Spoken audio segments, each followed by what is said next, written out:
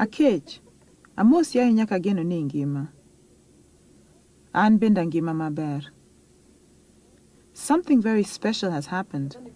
We have a visitor from America. After 27 years, he is suddenly here. My brother.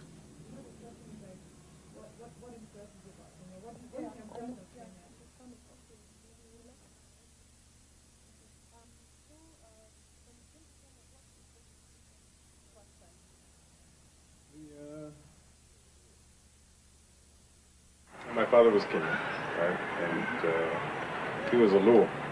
And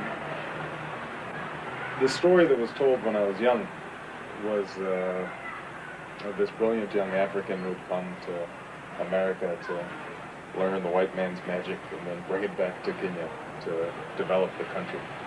And he had arrived in Hawaii in 1961, or maybe a little bit earlier, in 1958. So it was right before Kenyan independence, and I think he was part of that first generation of young Africans who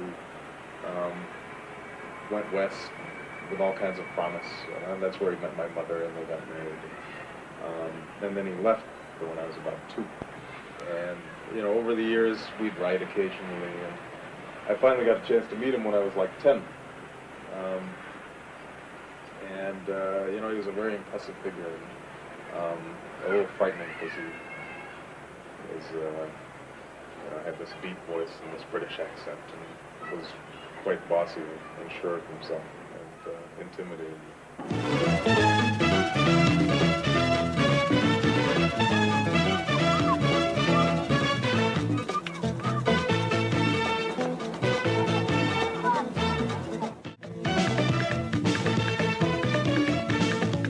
Learn a lot about the beauty of black people just being around a lot of black people, feeling as if they're all around you, and that in some sense you belong.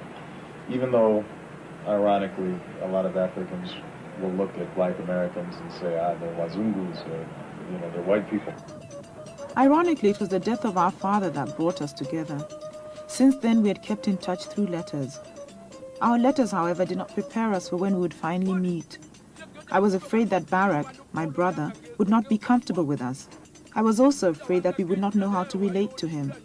After all, he was from a totally different world to ours. The most important thing for me coming back was seeing my family, and that was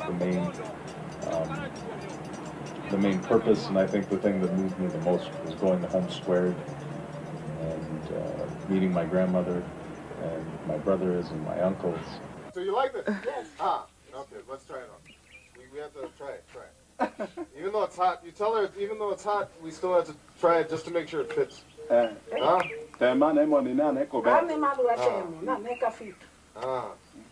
good. It's good. It's good. What English? Usually, it's a good one. It's a good one. Oh, there. There. It's good.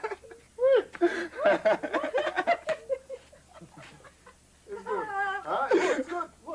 Tell her it fits. What's happening? Are you okay? I'm doing fine. I'm going to get a smoke. My brother does not speak Luo, our mother tongue.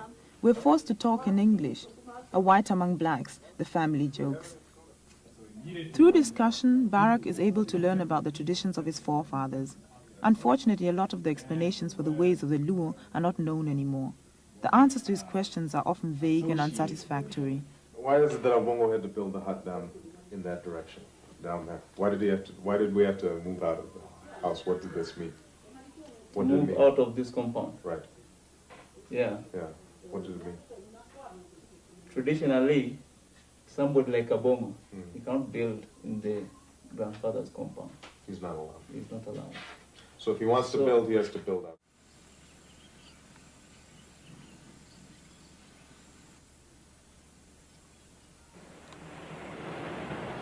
As I got to know the country better, as I've written newspapers and I talked to Kenyans, then those initial, very personal impressions start blending in with political impressions about the country. And everybody's out of school. We meet a student who has been sent home from the university. The students demonstrated because of the introduction of tuition fees. The police came and started shooting at them. All universities in the country have been closed till further notice. So what will happen if your parents have signed? They're saying they're going to pay, but then they don't have the money. What will happen? Well, if you don't pay, you don't live in the university, you don't go for tuition.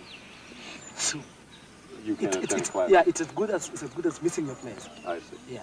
So basically, it looks like right now what's happening is this is a way that the government is going to reduce the number of university students. Kind of. Because the students who can't afford to pay at this point, they won't be able to go.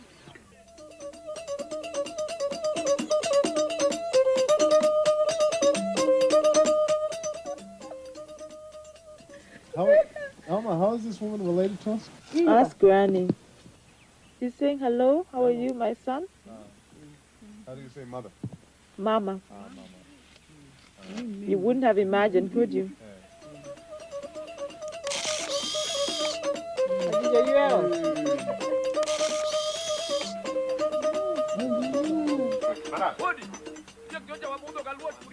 Our visit finally comes to an end.